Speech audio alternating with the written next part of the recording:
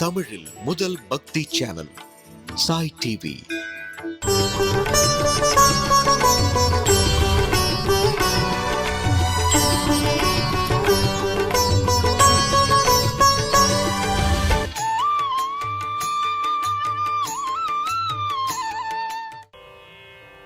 மார்கழி திங்கள் மதி நிறைந்த நன்னாளால் நீராட போதுவீர் போதுமினோ நேரிழையீர். மார்கழி திங்கள் மதி நிறைந்த நன்னாளால் நீராட போதுவீர் போதுமினோ நேரிழையீர்.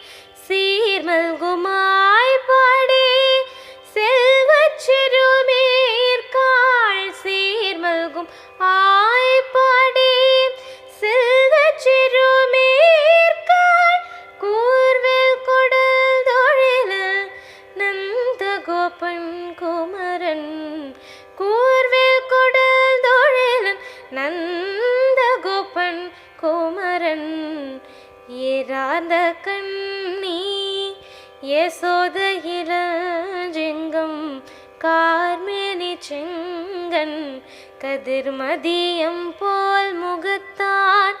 ஏறாத கண்ணி யசோத இளஞ்சிங்கம் கார்மேனி செங்கன் கதிர்மதியம் போல் முகத்தான். நாராயணனே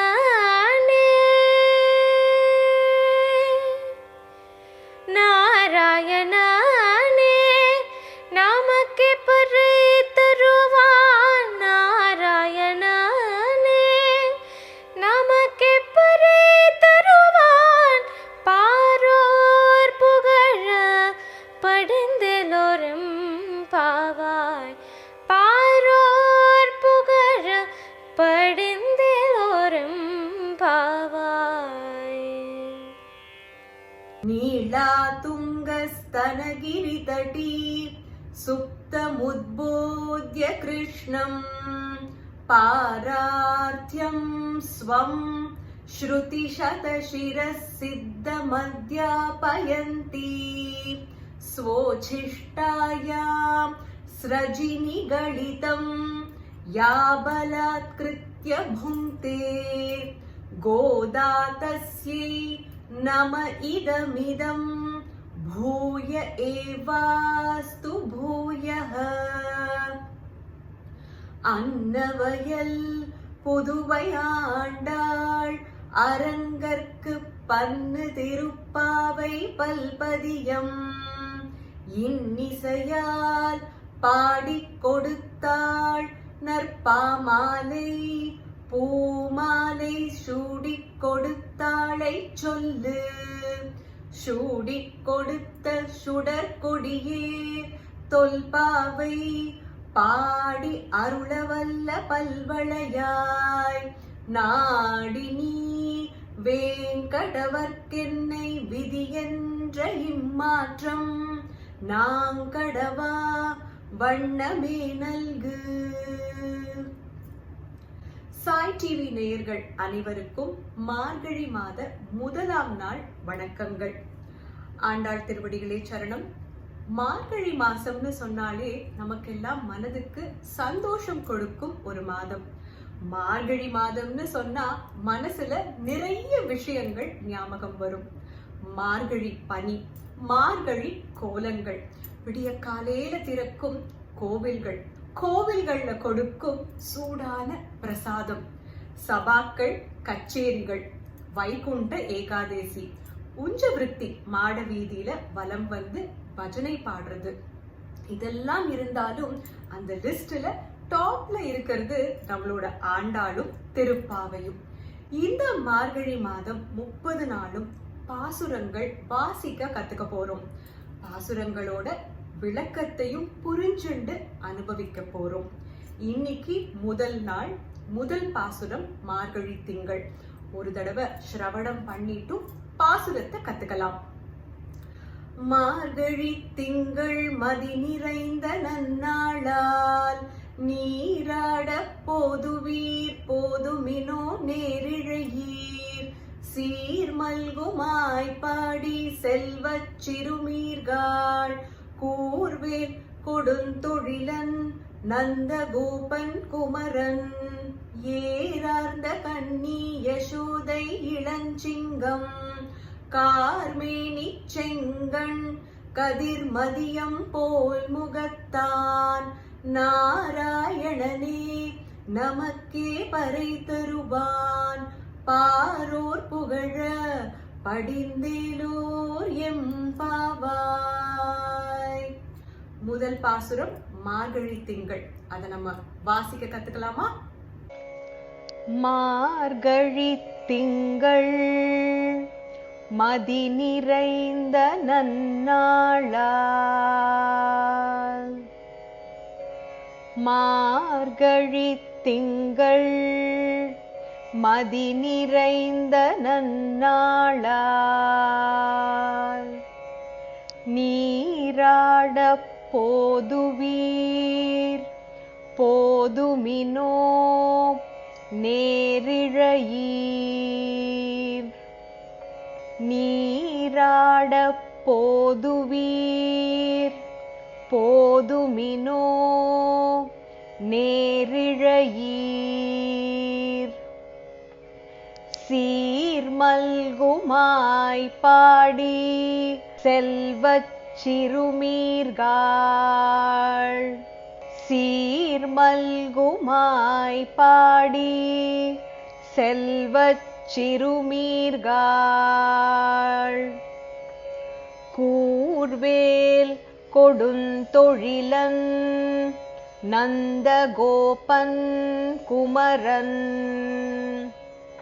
கூர்வேல் கொடுந்தொழிலன் நந்தகோபன் குமரன்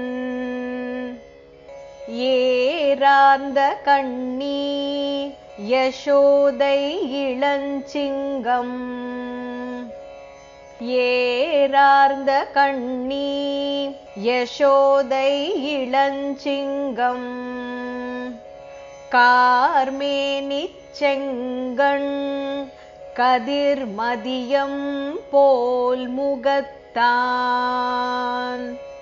கார்மேனி செங்கண் கதிர் மதியம் போல் முகத்தான் நாராயணனே நமக்கே பறை தருவான் நாராயணனே நமக்கே பறை தருவான் பாரோர் புகழ படிந்தேலோரெம்பாவாய்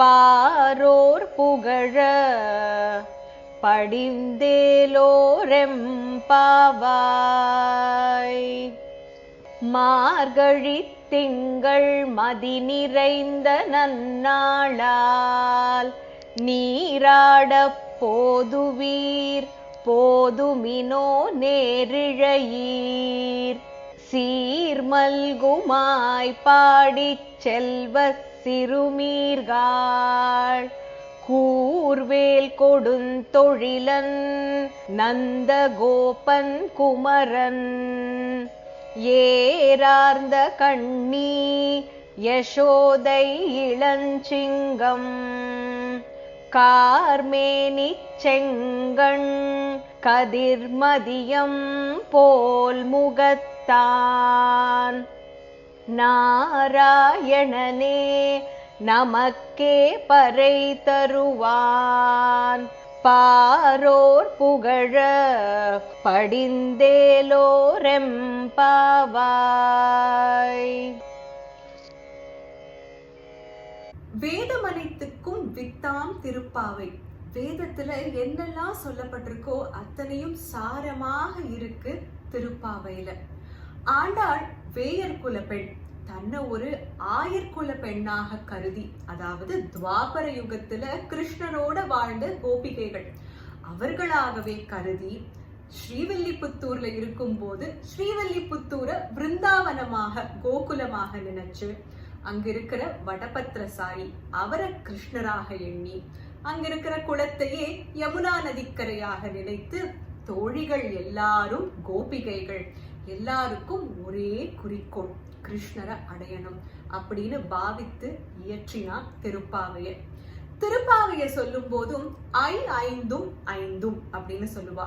5 பிரிச்சுண்டு வந்தோம்னா 30 பாசுரங்களை முதல் 5ல ஆண்டாள் முதல்ல தோழிகளை எழுப்பிட்டு நோன்பு நோக்கலாம் வாங்கோ அப்படின்னு கூப்பிட்டு 2வது பாசுரத்துல நோம்புக்கான விதிமுறைகளை சொல்லிட்டு நோன்பு நோத்தா என்ன பலன், எதுக்கு வரணும் அப்படின்னு தோழிகள் கேட்டா இதனால தான் வரணும், இந்த நன்மையெல்லாம் கிடைக்கும்னு சொல்லிட்டோ பகவானை பத்தி பாட ஆரம்பிக்கிறான். 6வதுல இருந்து 15வது பாசுரம் அத திருப்பள்ளி எழுச்சி அப்படின்னு சொல்லுவா. அது என்ன எழுப்புதல் அப்படின்னு கேட்டா சுவாமி விவேகானந்தர் சொன்ன அரைஸ் அண்ட் அவேக், அந்த எழுப்புதல் அப்படிங்கிறது அஞ்ஞானத்திலிருந்து ஞானத்தை பெறுவது. அதாவது நம்மெல்லாம் இருள்ல இருக்கோம், அஞ்ஞானத்துல இருக்கோம், ஏந்து வாங்கோ பகவானுக்கு கைங்கரியம் பண்ணணும், பகவானை அனுபவிக்கணும் அப்படின்னு சொல்றது 6வது பாசுரம்ல இருந்து 15வது பாசுரம். 16வது பாசுரம்ல இருந்து 20வது பாசுரம் வரை கிருஷ்ணர் கிட்ட நேரடியாக போகல, கிருஷ்ணரை சுத்தி இருக்கிறவா கிட்ட எல்லாம் போய் கிருஷ்ணரை எழுப்பணும், கிருஷ்ணரை நாங்க பார்க்கணும்னு சொல்லிட்டோம்.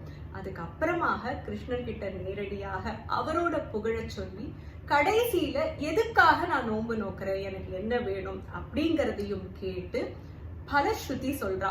திருப்பாவை சொன்னா நமக்கு என்ன கிடைக்கும், இதெல்லாம் ஐந்தும் ஐந்தும் அப்படின்னு சொல்லுவா. திருப்பாவையில முதல் பாசுரத்துல மார்கழி திங்கள் மதி நிறைந்த நன்னாளால், மார்கழி மாதம் வந்தாச்சு. மார்கழி மாதம் ரொம்ப மகத்துவமான மாதம். இவ்வளவு மாதங்கள் இருக்கும் போது மார்கழி மாதம் ஏன் இவ்வளவு உத்தமமான மாதம்? பகவத்கீதையில கிருஷ்ண பரமாத்மா சொல்றார், பிருஹத் சாம ததா சாம்னாம் காயத்ரி சந்தசாமஹம் மாசானாம் மார்கசீர்ஷோஹம் ருதூனாம் குசுமாகரஹ. 10வது அத்தியாயமான விபூதி யோகம். பகவான் நான் எல்லாத்துலயும் எதுவாக இருக்கேன் அப்படின்னு விளக்கி சொல்லும் ஒரு அத்தியாயம்.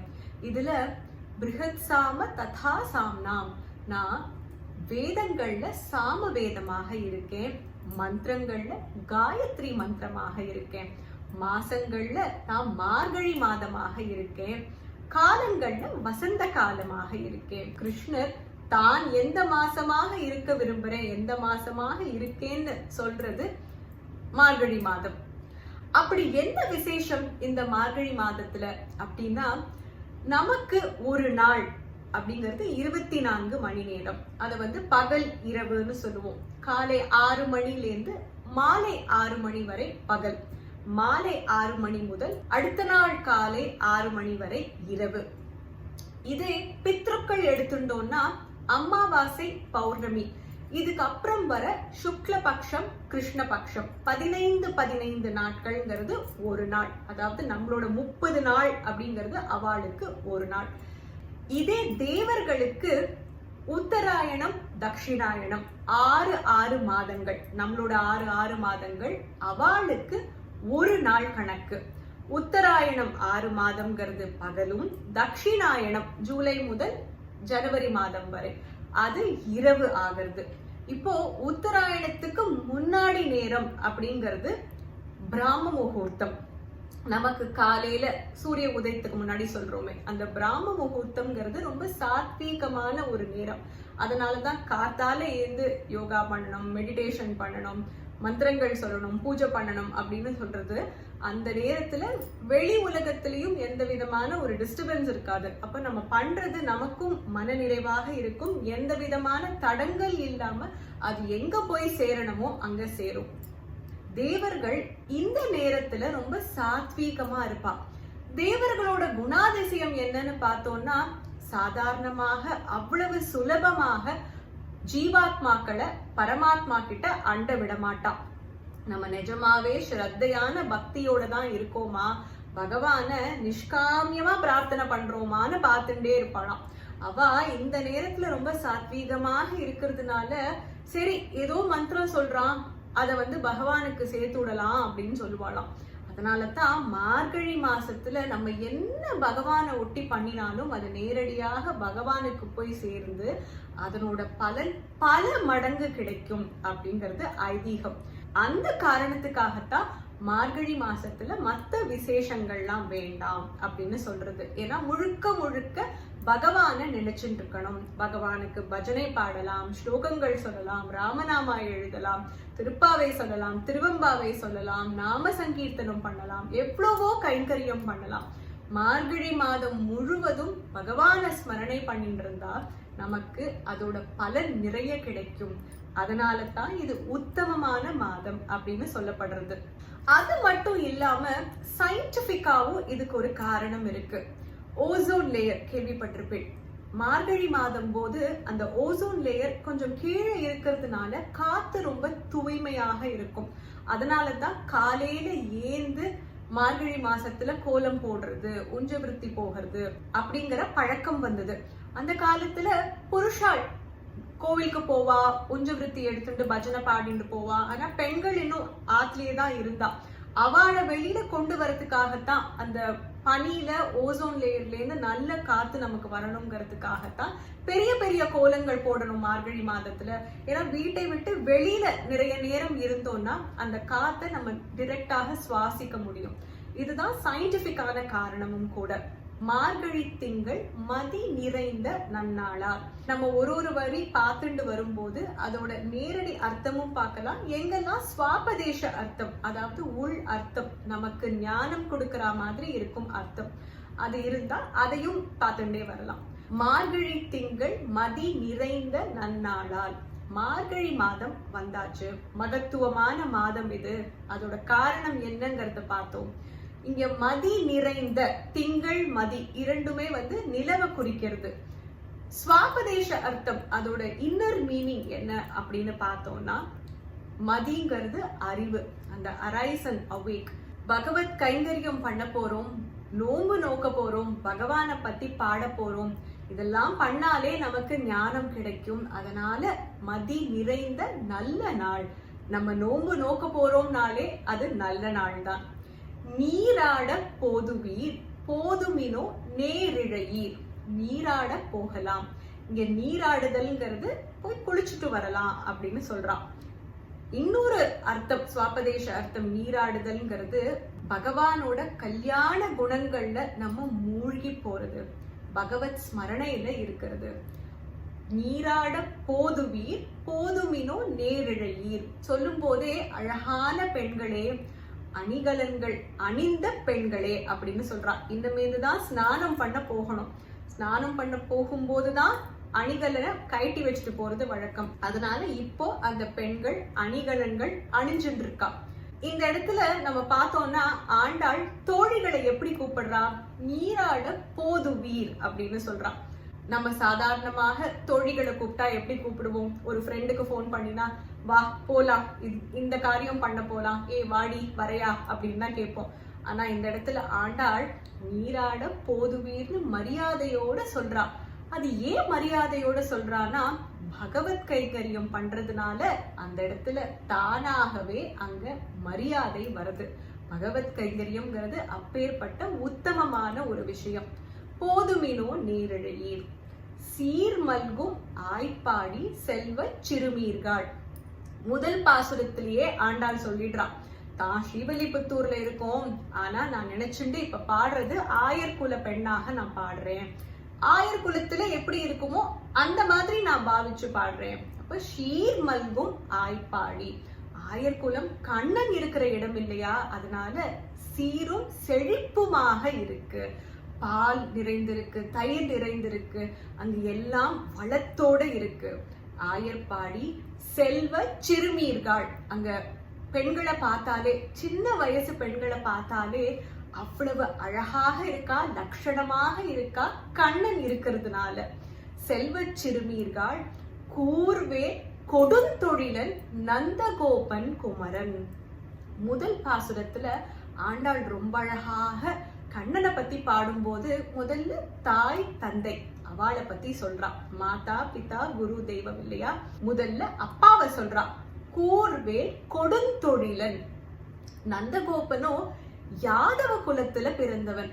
அவனையே கூர்வேல் கொடுந்தொழிலன்னு இப்படி கோரமாக வர்ணிக்கிறானா, கம்சன் கண்ணனை கொல்றதுக்காக பலவிதமான அரக்கர்களை அனுப்பிச்சுண்டே இருந்தான். வெவ்வேறு வடிவத்துல எறும்பாக வருவாளோ, கன்றாக வருவாளோ, சக்கரமாக வருவாளோன்னு நந்தகோபருக்கு ஒரே பயம். தன்னோட கண்ணனுக்கு ஏதாவது ஆயிடுமோன்னு. அந்த பயத்தினால யாதவ குலத்துல மேய்க்கும் குலத்துல இருந்தாலும் கையில வேலோட இருந்தாராம் நந்தகோபர். யாராவது கண்ணனை ஏதாவது பண்ண வந்தா உடனே அவளை அழிக்கணும் அப்படின்னு போர் தொடுக்க போயிடுவாராம். அதனால கூர்வேல் கொடுந்தொழிலன். அப்படி அழிக்கிறதுக்கு ஒரு க்ஷணம் கூட யோசிக்காததுனால கொடுந்தொழிலன் நந்தகோபன் குமரன். இந்த இடத்துல குமரன் அழகாக ஒரு பவ்யமான குழந்தையாக கண்ணனை சொல்றா ஆண்டாள். அப்பாவை சொல்லியாச்சு, அடுத்தது அம்மாவை சொல்றா. அம்மாவை சொல்லும் போது ஏறார்ந்த கண்ணி யசோதை இளஞ்சிங்கம்.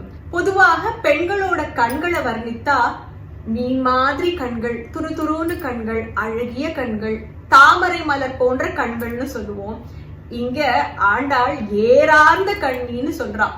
ஏன்னாக்கா கண்ணன் புரியும் அற்புதங்களை பார்த்து பார்த்து மயங்கி போயிட்டாளா யசோத. ஒரு அற்புதத்தை பார்த்தா நம்ம எப்படி பார்ப்போம்?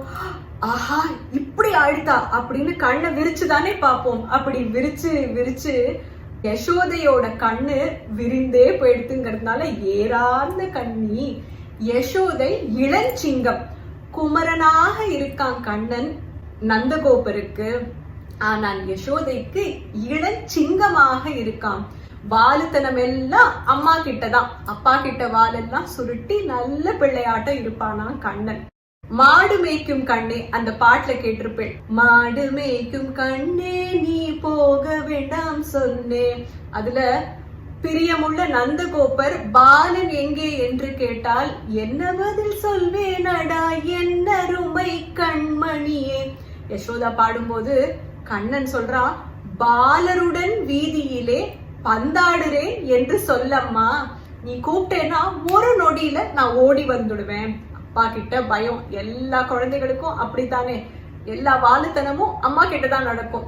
அதே மாதிரி யசோதை கிட்ட இளஞ்சிங்கம் மாதிரி துரு துரு துருன்னு விஷமம் பண்ணிட்டே இருப்பானாம் கண்ணன். ஏறார்ந்த கண்ணி யசோதை இளஞ்சிங்கம். கார்மேனி செங்கண். அப்பாவை சொல்லியாச்சு, அம்மாவை சொல்லியாச்சு. இனிமே கண்ணனை பத்தி சொல்லணும்னா முதல்ல ஒருத்தரை பார்த்த உடனே அவ எப்படி இருக்கான்னு தானே நம்ம மனசுக்கு தோணும். கார்மேனி. அவளோட முகமும் அந்த மேனியும்.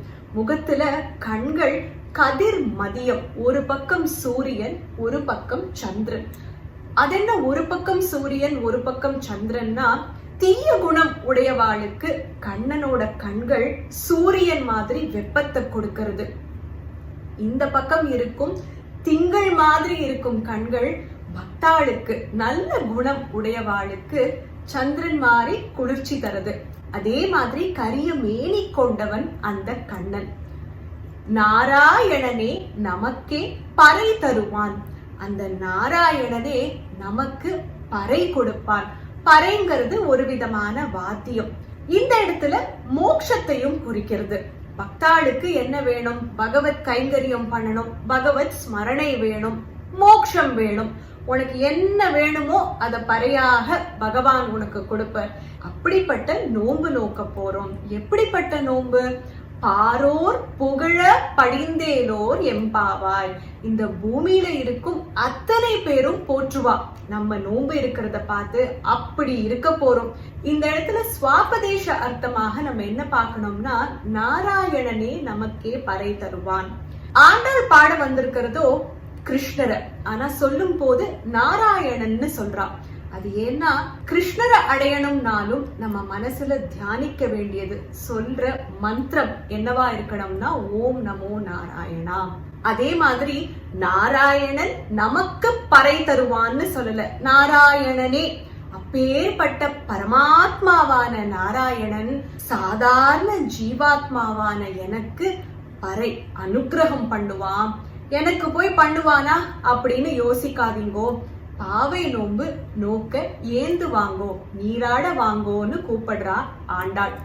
இங்க நாராயணனே அப்படின்னு வந்ததுனால குறிக்கக்கூடிய திவ்ய தேசம் என்னன்னு பார்த்தோம்னா 108 திவ்ய தேசங்கள்ல ஸ்ரீ வைகுண்டம், அதுதான் இங்க ஆண்டாள் குறிக்கும் திவ்ய தேசம். இது நிறைய ஆச்சாரியர்கள் வியாக்கியானம் கொடுத்திருக்கா. இந்த பாசுரத்துல இத பிரயோகம் பண்ணினதுனால ஆண்டாள் இந்த திவ்ய தேசத்தை குறிக்கிறார் அப்படின்னு வெவ்வேறு ஆச்சாரியர்கள் வெவ்வேறு வியாக்கியானங்கள் கொடுத்திருக்கா. பாசுரம் 1ல நாராயணன்னு சொல்றதுனால ஸ்ரீ வைகுண்டம் 108வது திவ்ய தேசம் அதை குறிக்கிறது. இன்னைக்கு பெருமாளுக்கு விசேஷமாக என்ன நைவேத்தியம் சமர்ப்பணம் பண்ணலாம்? ஒவ்வொரு நாளும் ஒவ்வொரு நைவேத்தியம், இந்த நாளைக்கு இதுதான் பண்ணணும் அப்படிங்கிற ஐதீகம் இல்ல. ஆனா மார்கழி மாதம் பெருமாளுக்கு நான் நைவேத்தியம் சமர்ப்பணம் பண்ண விரும்புறேன், 30 நாளைக்கு என்ன பண்றது அப்படின்னு நம்ம யோசிச்சுட்டு இருந்தோம்னா அதுக்காக தினமும் நைவேத்தியமும் சொல்ல போறோம். இன்னைக்கு சக்கர பொங்கல் இல்லைன்னா வெண்பொங்கல். பாசுர கோலங்கள் இன்னைக்கு எல்லாரும் போட்டேலாம். நேத்திக்கு கொடுத்த சின்ன சின்ன குறிப்புகள் வச்சு பாசுர கோலங்கள் போட முடிஞ்சுதா? இன்னைக்கு பாசுரத்தோட விளக்கத்தை பார்த்ததுனால எதற்காக நேத்திக்கு இந்த குறிப்புகள் சொன்னோம், அதை பேஸ் பண்ணி எப்படி கோலங்கள் போடலாம் அப்படிங்கறது இன்னைக்கு புரிஞ்சிருக்கும். இப்போ நாளைய கோலம் என்ன அப்படிங்கறத பார்க்கலாம். நாளைக்கு வையத்து வாழ்வீர்கள், இதுல பையத்துயின்ற பரமனடி பாடி அப்படின்னு வரதுனால பெருமாளோட பாதம் கொண்ட ஒரு கோலம், அதை நம்ம போடலாம். இல்ல பெருமாள் பாதம், இந்த கோலம் நீங்க பாக்குறது நவதானியத்துல போட்டது, இதையே நீங்க வாசல்ல கலர் பொடியில போடலாம். அதே மாதிரி நெய்யுண்ணோம், பாலுண்ணோம், மையிட்டு எழுதோம், மலரிட்டு நாம் முடியோம்னு சொல்றதுனால இதெல்லாமும் கோலங்கள்ல கொண்டு வரலாம். நாளைக்கு 2வது பாசுரத்தோட கோல குறிப்புகள். ஆண்டாள் திருவடிகளே சரணம். சர்வம் கிருஷ்ணார்ப்பணமஸ்து. மார்கழி மாதம்னாலே வண்ண வண்ண கோலங்கள், அதுவும் இந்த மார்கழி மாதம் விதவிதமான பாசுர கோலங்கள். நம்ம நிகழ்ச்சி பார்த்து குறிப்புகள் கேட்டு நீங்க பாசுர கோலங்கள் போட்டிருந்தா அந்த கோலங்களை எங்களோட பகிர்ந்துக்கலாம் வாட்ஸ்அப் மூலமாக. 9884466986 நம்பர் மறுபடியும் சொல்றேன், 9884466986. சிறந்த கோலங்கள் தேர்ந்தெடுக்கப்பட்டு நம்ம நிகழ்ச்சியில மார்கழி மாத கடைசியில ஒளிபரப்பப்படும். நீங்க போடும் பாசுர கோலங்களும் இந்த நிகழ்ச்சியில வர ஒரு அருமையான வாய்ப்பு. சாய் டிவி நிகழ்ச்சிகள் உங்களுக்கு பிடிச்சிருக்கா?